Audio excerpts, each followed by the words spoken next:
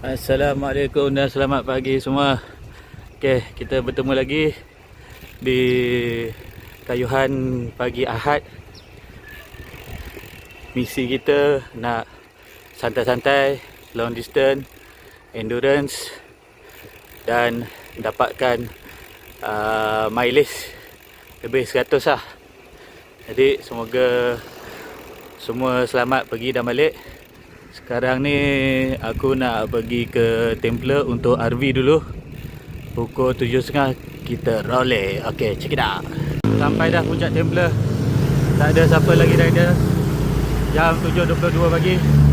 Tak apa, kita tunggu semua rider-rider yang lain.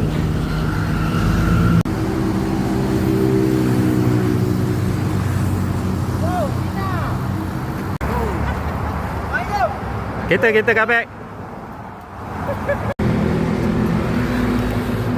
Kau training dengan Seklo lah? Seklo. Okay, bergerak 8.35 pagi ke Tanjung Malim. Jom.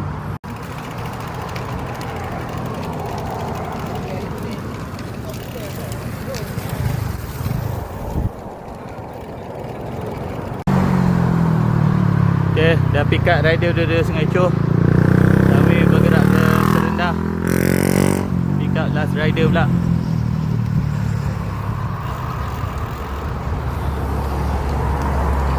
Ui, ikat getah. Patut kuat.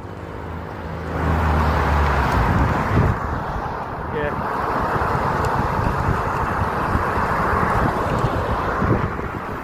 Bye-bye sahabat, thank you. Tolong bocor tadi. Ini valve dah rosak. Tadi dah pump full lah. Oh tu lembik balik valve rosak ni. Alright, DNF lah kita hari ni. Kita tunggulah Grab dekat bus stop ni. Grab Yaris. Balik naik Yaris kita. Okay.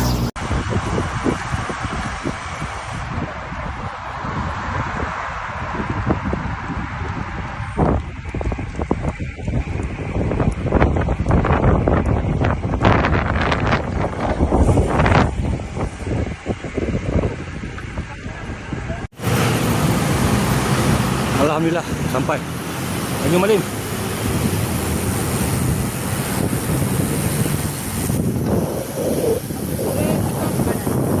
Mana? Domestik.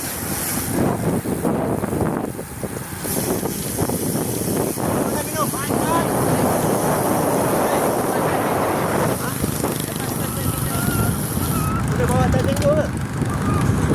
Boleh bawa tajeng tu. Kita nak makan mi kicap Tanjung Malim.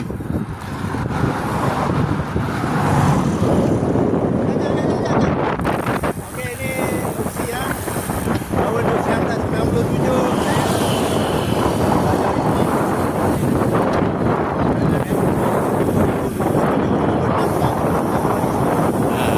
Sekarang dah ikut pengarah ni.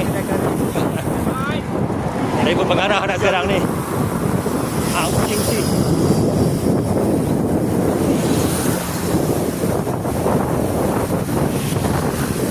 Okay.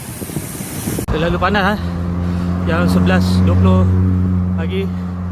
Kita berhenti di Syerawang berdekatan Liga Mas untuk sejukkan badan, berehat, refill air pun habis. Memang panas kau-kau hari ni. Bong.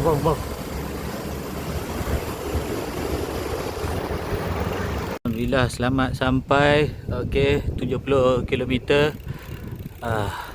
Sampai Batang Kali je hari ni. Okey, kita jumpa lagi di lain video. Okey, terima kasih kerana sudi tengok sampai habis. Okey, bye. Assalamualaikum.